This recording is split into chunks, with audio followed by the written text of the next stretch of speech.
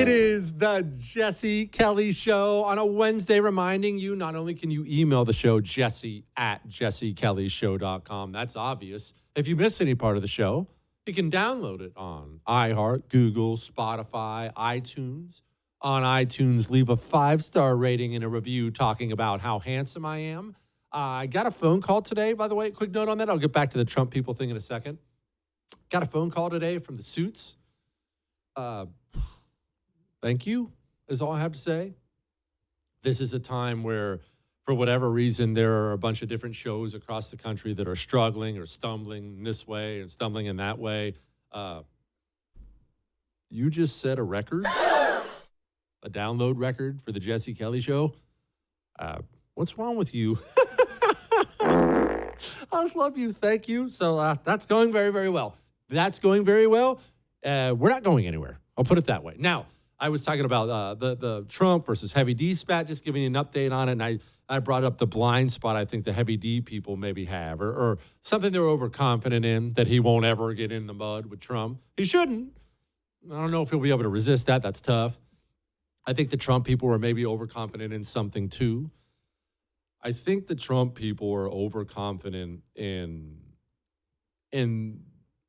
this method of attack and how appealing it still is. Remember something. One of the most successful comedians in the history of stand-up comedy, was Andrew Dice Clay. Do you remember Andrew Dice Clay? Kids, don't you dare go listen to Andrew Dice Clay. It's very, very, I'm serious. It's not even that funny, by the way, but it was really, really, okay, Chris, it was a little bit funny. I don't want the kids to listen, okay, so I have to stop, Chris. Anyway, don't listen, kids. But it was very, very vulgar, very kind of like, hey, tough guy type comedy type thing. But you know what's wild about it?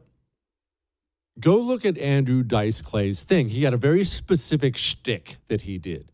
The New York tough guy, leather jacket, smoking a cigarette, women, that kind of thing. He was so gigantic, he sold out Madison Square Garden. That's very, very difficult for a comedian to do. You know, the Rolling Stones can sell out Madison Square Garden. Stand-up comic, not so much. Andrew Dice Clay was big for about 15 minutes. And then, I think it was like a year. It was like a year or two. And then, he didn't change. Everyone just kind of got over it. It was such a strong shtick that everyone kind of got over it and moved on. And even huge Andrew Dice Clay fans didn't go buy his next CD. Listen, kids, we used to have CDs that we had to buy, all right? And before that, we had tapes we had to buy. Anyway, but eventually, it just kind of got repetitive and not interesting anymore. I understand the Trump method, the mudslinging method, and I don't judge. I don't care. It's politics. It's a contact sport. This kind of stuff, I think Trump's people, I think they're a little bit overconfident in how effective it is and how appealing it still is. Just because it worked against Jeb Bush in 2015 does not mean it will work against Ron DeSantis almost a decade later. That doesn't mean Trump has changed. Populations change. The voters change. What people want change.